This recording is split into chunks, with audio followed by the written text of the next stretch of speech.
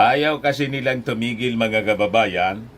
Siyempre, yung ating gobyerno will respond sa patuloy nilang pang-aabuso. Sabi nga mga kababayan, pag napuno na yung salop, kailangan ng kalusin. So ito siguro mga kababayan yung rason kung bakit ginagawa ito ng ating gobyerno. Kasi tingin natin talagang desidido po ang mga taga Finta Kingdom to destabilize. And sabi ko nga, malamang funded ito mga kababayan ni Xi Jinping. Ang gusto nila, friendly lang ang nakaupo para tuloy-tuloy ang kanilang pangangamkam dito po sa West Philippine Sea. Hindi papayag dyan yung ating mga mamamayang Filipino. Sa Monday mga kababayan, yung mga Marcos loyalist magsasagawa mga kababayan ng protest rally sa harapan ng Senado. Kasi sa Monday, ipagpapatuloy po ni Senator Butas, sorry, Senator Bato, yung Senate investigation doon baga sa PDEA leaks. Bakit niya Mr. Maravillas naging Senator Butas? Mas bagay sa kanya yung Butas kasi naniwala siya sa Butas. Dahil lang po sa Butas, yung Butas ng Pancher, doon sa sabi leak document, sabi po ni Senator Bato, totoo niya. Nandiyan na niya. Nagpapatunay niya yung Butas. Nagalingan niya sa folder talaga. Tinanggal sa folder. So, hindi nga niya siya fabricated kasi may butas.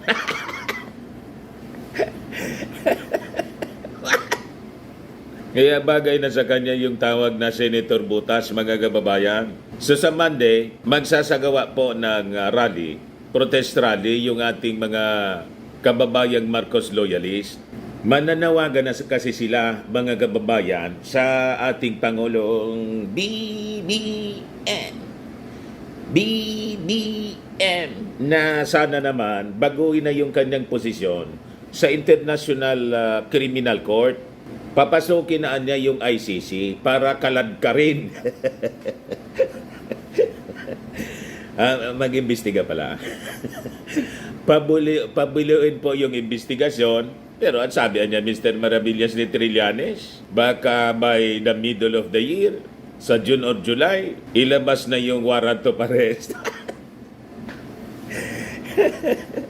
Kaya nagmamadali sila mga kababayan, nagatungan yung ating mga mamamayang Pilipino, nitong mga taga Finta Kingdom, na mag-alsa sa ating Pangulong Bongbong Marcos sa pamamagitan nitong investigasyon sa Senado na ginagawa po ni Senator Butas in aid of destabilization.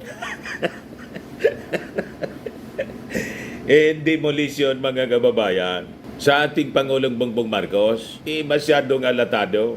Nagkaalata na yung mga congressmen na destabilisasyon mga kababayan talagang ginagawa nitong mga taga Finta Kingdom kasi nagmamadali sila, baka maunahan sila ng ICC, kaladkarin na sila papuntang dahig. So ito nakita nating post mga kababayan ng mga Marcos loyalisto, mga supporters ng ating Pangulo. To all Marcos loyalists and supporters, there is a rally on May 6, 2024 at the Senate grounds which will call for the government's cooperation with ICC's investigation of Rodrigo Roa Duterte and his accomplices. If you are free, please join this rally as per attached details and let's show this how united and strong we are. Ayan po yung announcement. Loyalists, shout out. Papasokin na ang ICC. Yung date mga kababayan, May 6, 2024, ang venue po sa harap ng Senate of the Philippines. Time of assembly, 7 o'clock in the morning. Program will start at 8 in the morning until 11 a.m. Magsuot daw mga kababayan ng mga red t-shirts at magdala ng extra clothes kasi mainit, di ba? Kita-kits tayong muli mga kaluyalista. Pero anya Mr. Maravillas, di ba yung mga taga Finta Kingdom, may rally din, yung nausog. Sunod-sunod din po yung mga rallies nila. Kasi ang intention po is to destabilization rally. Destabilize the government. Para po, iupo na nila si Inday. Yan po yung kanilang naka-schedule na destabilization rally. May pangalan na naman na prayer rally. Akbang ng mga nausog. Negros Oriental po. Kilusan ng mga nausog. May 7, 2024, 5 p.m. Pantawan 3, Rizal Boulevard, Dumaguete City. Ganon mga kababayan, talagang desidido sila. So nakikipag-unahan sila mga kababayan sa possible issuance. Pag-release na po ng warrant of arrest. Ngayon po, yung pressure, tumataas po yung pressure sa ating Pangulong Bongbong Marcos. Galing sa ating mga mamamayang Filipino na mismo. Galing na mismo sa mga Marcos loyalists na papasokin na niya yung International Criminal Court. Ito yung balita mga kababayan. Sa Politico News, isasabay sa SONA, Trillanes, ICC might issue arrest warrant for Rodi Duterte by June or July. Yan po mga kababayan. Tapos yung ating Kongreso, tuloy-tuloy na rin po yung kanilang aksyon para sa congressional investigation sa pinasok na secret deal ni Mao Diggs kay Xi Jinping. Ayan po. Coming soon na po, ICC arrest versus Duterte, Sara, coming soon, sabi po ni Trillanes.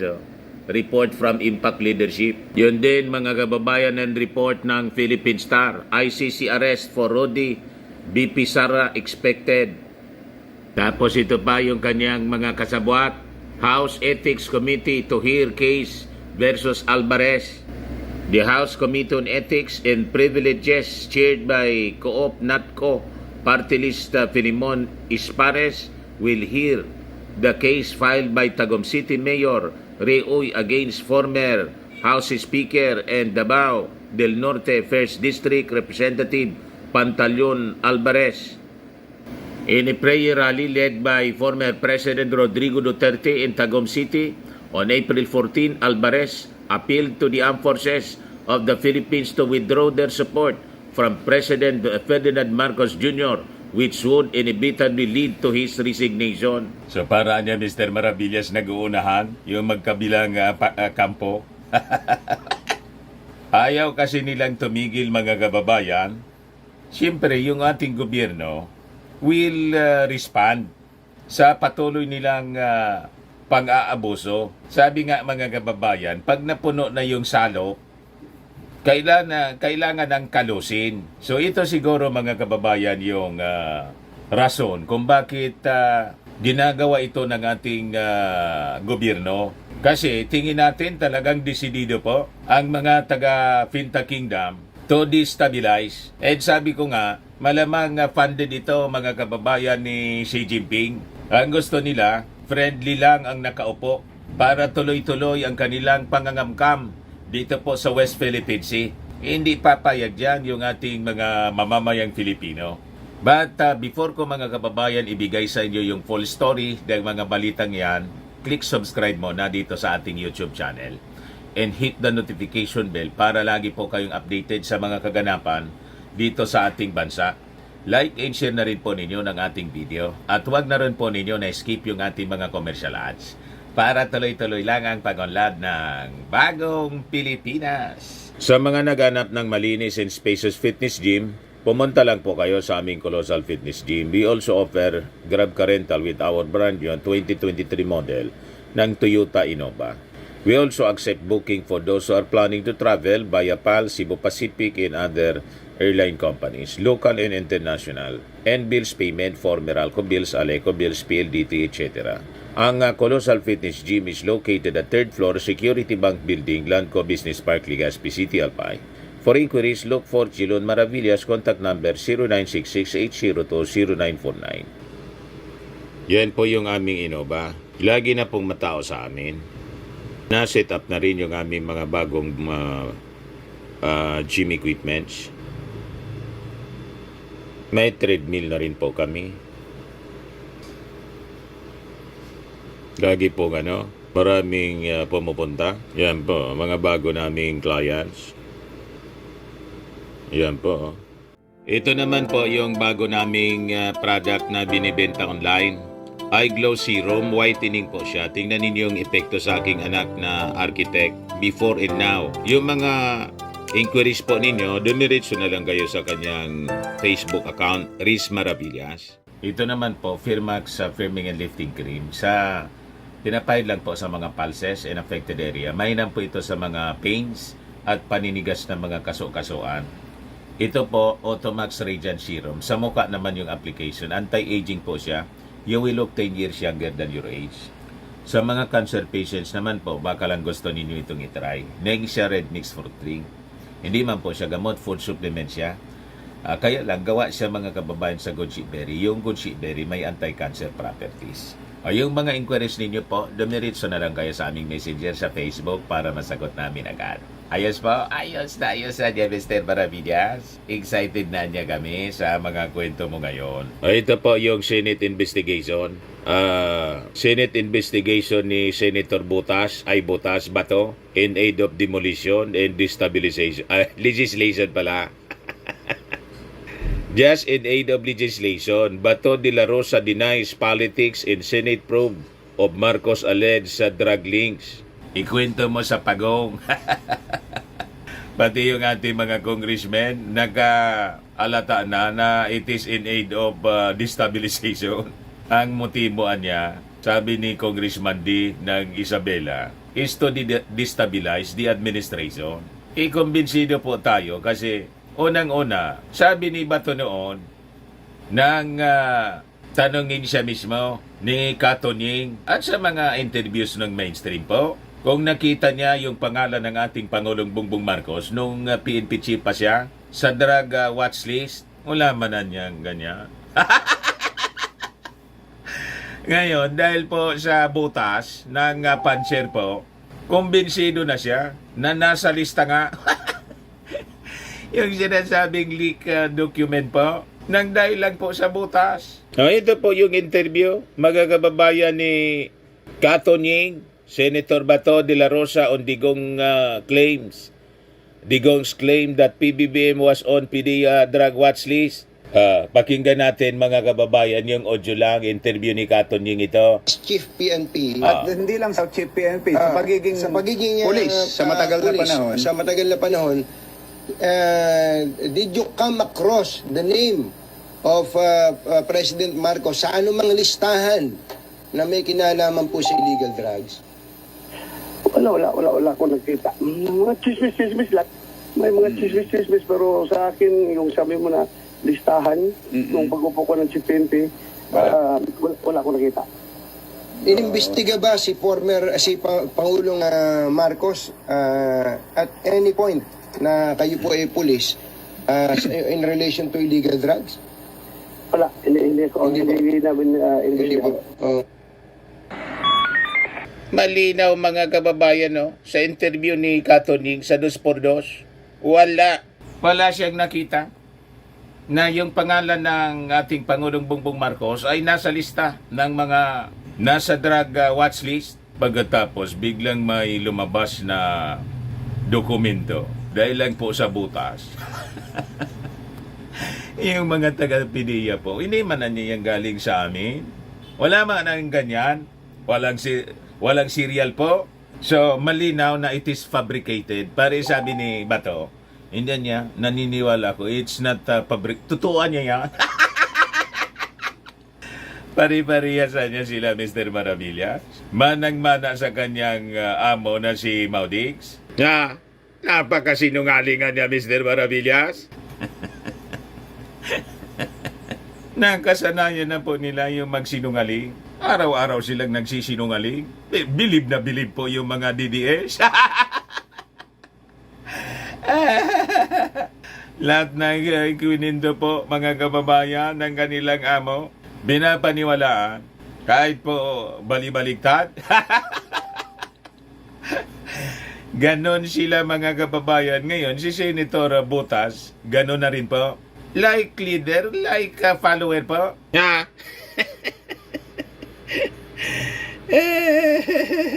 Sabi dito sa kwento ng Politico News, Senator De La Rosa denied any political motive in leading an investigation into a leaked Philippine Drug Enforcement Agency document that linked President Ferdinand Marcos Jr. to illegal drugs. Yung hearing na ginagawa ko, ito po ay investigation in aid of legislation. Hindi po ito investigation in aid of persecution. Worse pa po sa persecution, destabilization, demolition. Nang dahil lang sa butas, saan ka nakakitang dahil sa butas, pinaniniwalaan mo nang hindi fabricated? Yang dali-dali gumawa ng ganong document po. Kaya sabi ko nga po mga kababayan, ang kailangan po ay yung Congress should call for a parallel investigation. I-cross-examine itong si Jonathan Morales. Can you imagine na kung sino pa yung na-dismiss at tatambak-tambak yung kaso dahil sa involvement sa casing po para mangutong, inawanganap buhay po yung casing at yun ang naging dahilan kung bakit siya na-dismiss because of dishonesty. Yun ang pinaniniwalaan ni Bato dahil lang po sa butas. Yung whole agency ng Philippine Drug Enforcement Agency, mga kababayan, ayaw paniwalaan ni Bato. So mas naniniwala siya sa taong dishonest po kaysa sa yung buong agency ng PIDEA na nagsabi, wala man na niyang ganyan. Hindi yan niya galing sa amin. But anyway, right mo yan na magsagawa ng investigation.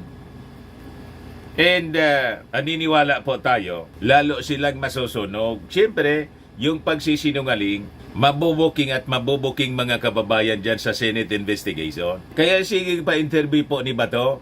Kasi sabi nga natin, imbis madiin po si President Bongbong Marcos, nasunog po yung kanilang witness na si Jonathan, pati si Maharlika po, durog na durog sila po.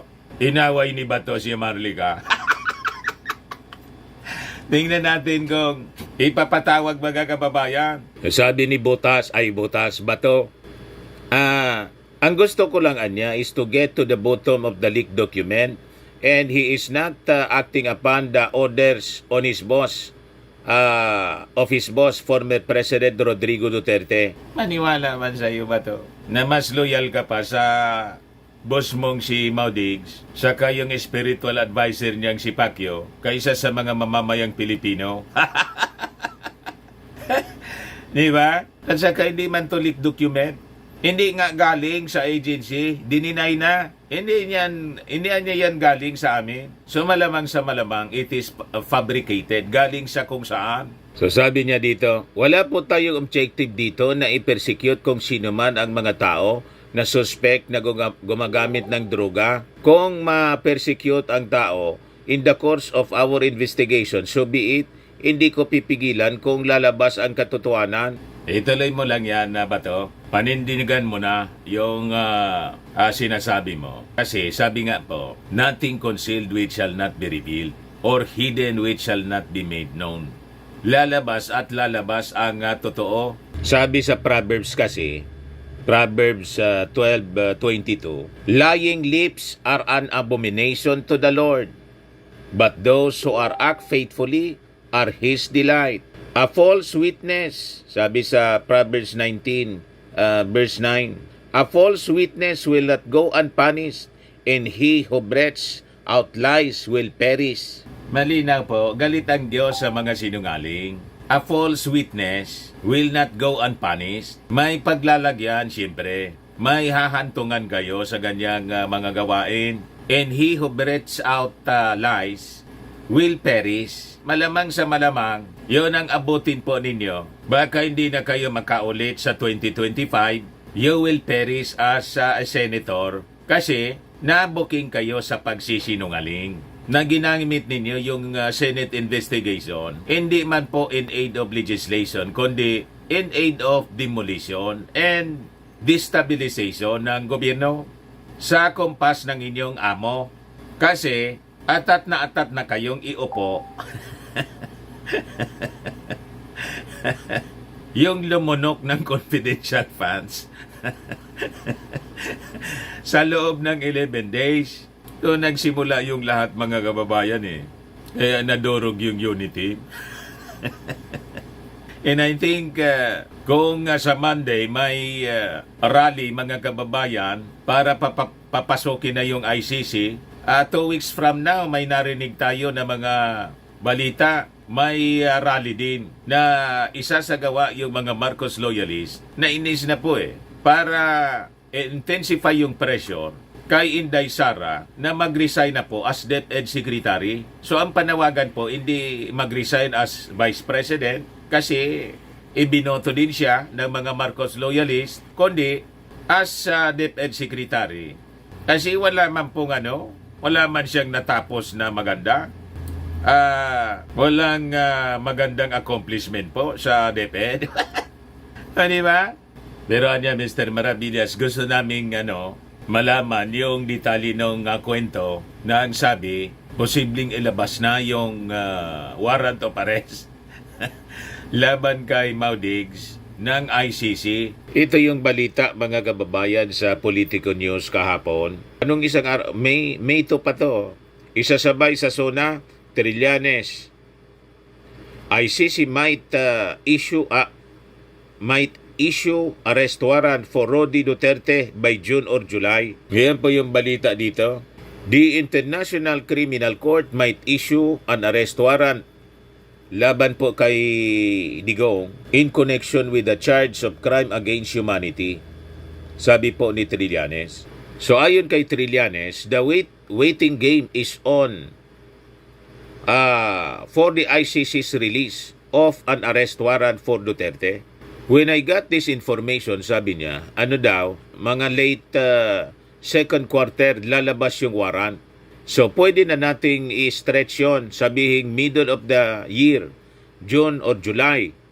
Doon mangyayari yan. Citing information from people who are reportedly privy to the developments at the ICC, Trillanes said that the arrest warrants for those implicated in the drug war would be issued in batches. So pag ganon mga kababayan, hindi man mag-cooperate halimbawa yung ating Pangulong Bongbong Marcos, pag naglabas na ng warrant of arrest, ang ICC, baka magkaroon ng change of mind yung ating administrasyon, lalo't patuloy sa panggugulo, mga kababayan, ang kampo ni Maudig sa ating administrasyon, baka magkaroon ng change of heart.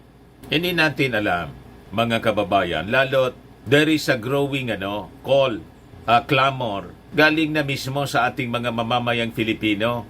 May rally na nga po sa Monday. Yung mga Marcos loyalists na organize na po ng rally na nananawagan doon sa Senado mismo po yung rally gagawin na nananawagan mga kababayan na papasukin na yung International Criminal Court. So sabi dito sa balita, the first batch isa lang, si Rodrigo Duterte lang, the father.